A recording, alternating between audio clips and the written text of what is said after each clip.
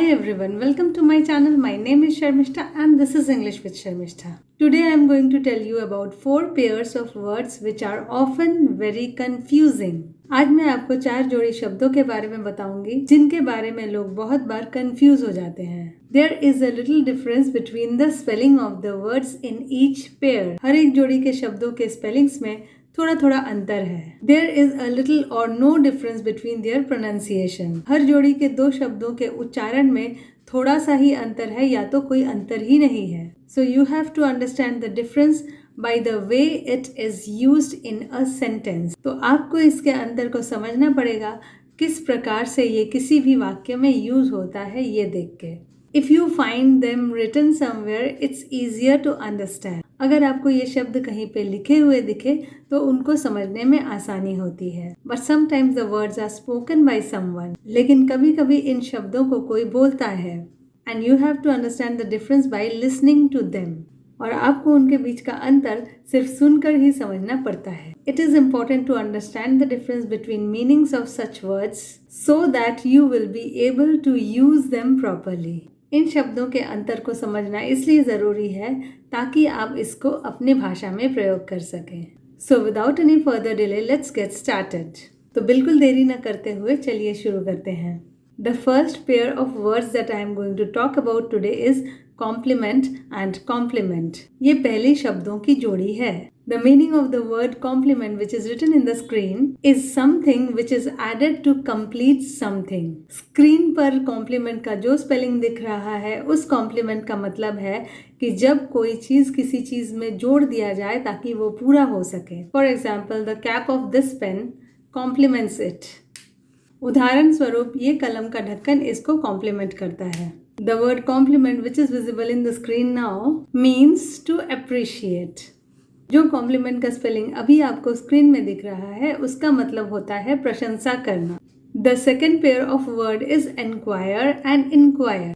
Enquire starts with an E and it means to ask. Enquire E से शुरू होता है और इसका मतलब होता है पूछना. Inquire starts with an I and it means formal investigation. Inquire I से शुरू होता है और इसका मतलब होता है औपचारिक जांच पड़ताल. For example, the police inquires. उदाहरण स्वरूप पुलिस क्या करती है?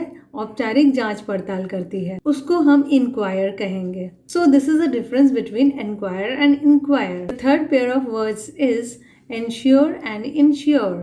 शब्दों का तीसरा जोड़ा है ensure और insure. Ensure which starts with an E means to make sure. Ensure जिसका स्पेलिंग E से स्टार्ट होता है उसका मतलब होता है आश्वस्त करना. That is to see that everything is all right. उसका मतलब ये देखना कि सब कुछ ठीक ठाक है.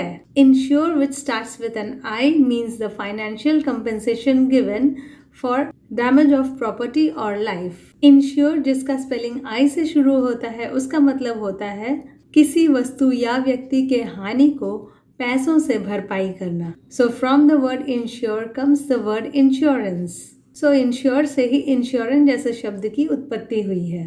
All of us know words like life insurance and property insurance. हम लोग सभी life insurance और property insurance जैसे शब्दों को जानते हैं.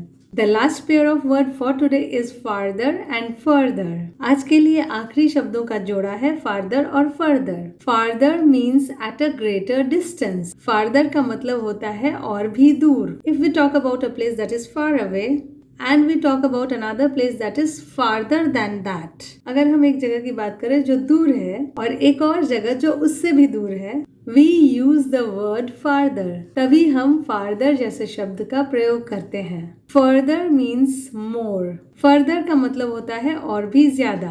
We talk about further whenever we talk about something which is more than the other thing. हम further का use तब करते हैं जब हम ये बोलना चाहते हैं कोई चीज और भी ज्यादा है. Mostly it is used for height, distance, depth and something abstract. इसका बहुत बार यूज होता है ऊंचाई के लिए, दूरी के लिए, गहराई के लिए और बहुत सी ऐसी चीज जो हमको दिखाई नहीं देती. Like I should take care further in calculation so that I don't make any mistakes.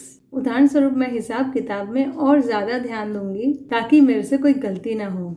So these were the 4 pairs of words which are too close to each other in spelling and pronunciation. ये थे वो 4 जोड़ी शब्द जो उच्चारण और spelling में बहुत ही पास हैं, इस वजह से लोग कई बार इनसे कंफ्यूज हो जाते हैं। This video was about removing that confusion. उस कंफ्यूजन को दूर करने के लिए ही ये वीडियो बनाया गया है। I hope you found it useful. मुझे आशा है कि ये आपको उपयोगी लगी होगी। If you have any doubts about any more pairs of words, you can ask in the comment section. अगर आपके मन में किसी और जोड़ी शब्दों के बीच में confusion है तो आप पूछ सकते हैं comment section में। That's all for my video today.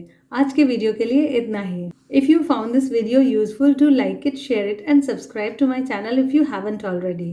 अगर आपको ये वीडियो उपयोगी लगा होगा तो आप इसको लाइक और शेयर जरूर कर दीजिएगा और मेरे चैनल को सब्सक्राइब जरूर कर लीजिएगा अगर आपने अभी तक सब्सक्राइब नहीं किया है। Keep reading, listening and practicing a lot of English. English को लिखते पढ़ते और अभ्यास करते रहिए। And do take a very good care of yourself till I come with my next video. Bye for today.